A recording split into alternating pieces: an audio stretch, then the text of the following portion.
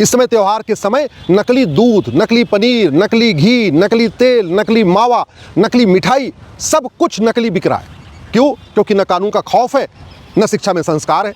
कानून का खौफ क्यों नहीं है? क्योंकि आज तक किसी मिलावटखोर को न आजीवन कारावास हुआ, न किसी मिलावटखोर की 100% प्रॉपर्टी जब्त हुई, न किसी मिलावटखोर की नागरिकता खत्म हुई, न किसी मिलावटखोर को फांसी हुई। आज और मिलावटखोरी का मुकदमा भी पहले 20-30 साल डिस्ट्रिक्ट कोर्ट में चलेगा, फिर 10-20 साल हाई कोर्ट में चलेगा, फिर सुप्रीम कोर्ट आएगा। जब तक सुप्रीम कोर्ट में आता है मैटर, तब तक मिलावटखोर बूढ़ा हो जाता है। माननीय सुप्रीम कोर्ट मानवता के आधार पे कहते हैं अच्छा कोई बात नहीं, मिलावटखोरी किया था, पहली बारी तो किया था, अब चलो ठीक है इसकी सज़ा कम कर देते हैं, या इसकी कुछ और भी तरीके निकाल लेते हैं बहुत सारे। फिर यहाँ ह्यूमन राइट के नाम पे उनकी सज़ा कम करने की बात होती है। सच्चाई ये है, मिलावटखोरी के कारण लाखों लोगों की तबीयत खराब हो रही है। मिलावटखोरी के कारण हज़ारों लोग धीरे धीरे मर रहे हैं। मिलावटखोरी एक तरीके से स्लो पॉइजन का काम करता है। और मिलावटखोरी में अभी तक तो ये था कि भाई ठीक है, तेल है, दूध है, घी है, फल है, सब्जी है। अभी तो दिल्ली में टूथपेस्ट का नकली टूथपेस्ट मिला है।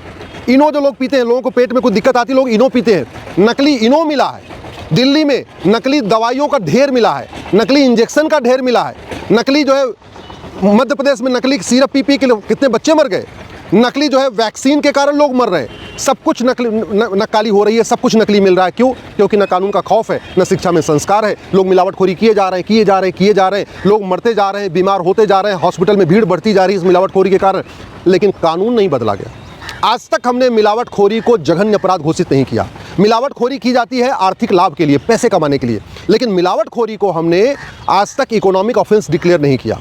मिलावटखोरी के कारण लोगों की जान जा रही है, लेकिन हमने मिलावटखोरी को जघन्य अपराध घोषित नहीं किया। जबकि नकली शराब से कितने लोग मर चुके हैं, नकली इंजेक्शन के कारण कितने लोग मर चुके हैं, नकली कप सिरप पी के कारण तो बच्चे अभी मर ही रहे हैं मध्य प्रदेश में, जो उस सिरप बना था जो है तमिलनाडु में। तो पूरे देश में मिलावटखोरी का कारोबार चल रहा है, पूरे देश में मिलावटखोरी से लोग बीमार हो रहे हैं, पूरे देश में मिलावटखोरी के कारण हाहाकार पड़ा हुआ है, पूरे देश के हॉस्पिटल में मिलावटखोरी से कारण बीमार होने वाले लोग बढ़ते जा रहे हैं। लेकिन मिलावटखोरी को ना आज तक हमने जघन्य अपराध घोषित किया, ना मिलावटखोरी को इकोनॉमिक ऑफेंस डिक्लेयर करके मिलावटखोरों की 100% प्रॉपर्टी जब्त करने का कानून बनाया, न मिलावटखोरों की नागरिकता खत्म करने का प्रावधान किया हमने, न मिलावटखोरों की 100% संपत्ति जब्त करने के साल भर के अंदर उनको आजीवन कारावास देने के लिए हमने कानून बनाया। तो नतीजा क्या है? कोई खौफ नहीं है। जिसको जो मन कर रहा है वो मिलावटी बना रहा है। साबुन तेल से लेके दूध, घी, फल, जूस सब कुछ मिलावट बनता जा रहा है। दवा से लेके दारू तक सब कुछ मिलावटी बन रहा है, सब कुछ नकली बन रहा है। ऐसे लगता है कि दुनिया में सबसे ज़्यादा मिलावट का कारोबार भारत में इस समय चल रहा है। इस मिलावटखोरी के कारण कितनी बीमारियां हो रही हैं। डायबिटीज़ हो रही है इस मिलावटखोरी के कारण,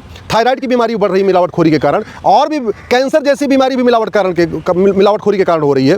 फेफड़े की बीमारियां मिलावटखोरी के कारण हो रही हैं। सब कुछ चल रहा है, लेकिन आज तक हमने कानून का खौफ नहीं पैदा किया है और लोग इससे बहुत परेशान हैं। मैं सरकार से निवेदन कर रहा हूं कि सबसे पहले मिलावटखोरी को जघन्य अपराध घोषित करें।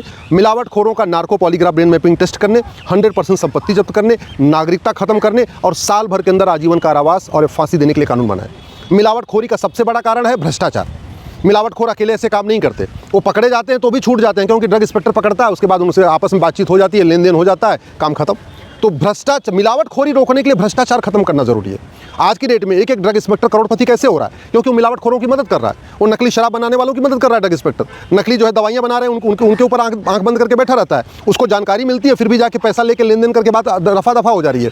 तो भ्रष्टाचार को जब तक जघन्य अपराध घोषित नहीं करेंगे, काला धन, बेनामी संपत्ति, 100% संपत्ति जब्त करने के लिए कानून नहीं बनेगा, भ्रष्टाचारियों की नागरिकता खत्म करने के लिए कानून नहीं बनेगा, भ्रष्टाचारियों को चीन की तरीके साल भर के अंदर फांसी देने के लिए कानून नहीं बनेगा, तब तक न भ्रष्टाचार खत्म होगा। और जब भ्रष्टाचार खत्म नहीं होगा तो मिलावटखोरी खत्म नहीं होगी, और मिलावटखोरी खत्म नहीं होगी तो लोग बीमार पड़ते रहेंगे, लोग मरते रहेंगे, कोई फर्क नहीं पड़ेगा। मैं माननीय प्रधानमंत्री से निवेदन कर रहा हूँ, लोगों का सेहत खराब हो रही है, लोग बड़े मात्रा में बीमार हो रहे हैं, और ये मिलावटखोरी का सबसे ज़्यादा प्रभाव गरीबों के ऊपर पड़ रहा है। शहरों में फिर भी थोड़ा डरते हैं मिलावटखोर। उनको लगता है दिल्ली, मुंबई में अगर हम अपना मिलावटी सामान बेचेंगे या चेन्नई, बेंगलोर में बेचेंगे तो यहाँ पुलिस पकड़ेगी। सारा का सारा मिलावटी सामान गाँव की दुकानों पे बेचा जा रहा है। सारी नकली दवाइयाँ गाँव के जो वहाँ पे केमिस्ट हैं, जो वहाँ दवा बेचते हैं, उनके ज़रिए बेचा जा रहा है। तो इस मिलावटखोरी का सबसे ज़्यादा परिणाम गरीब किसानों के ऊपर पड़ रहा है। इस मिलावटखोरी का सबसे ज़्यादा परिणाम मजदूरों के ऊपर पड़ रहा है, आदिवासियों के ऊपर पड़ रहा है, पिछड़े इलाकों में पड़ रहा है। और इस मिलावटखोरी के कारण बहुत सारे माता पिता अनाथ हो चुके हैं, उनके बच्चे खत्म हो गए। इस मिलावटखोरी के कारण बहुत सारी बहन बेटियों का सुहाग उजड़ चुका है। इस मिलावटखोरी के कारण बहुत सारे बच्चे अनाथ हो गए, उनके माँ बाप खत्म हो गए हैं या बीमार हैं। इस मिलावटखोरी के कारण हॉस्पिटल में भीड़ बढ़ी हुई है।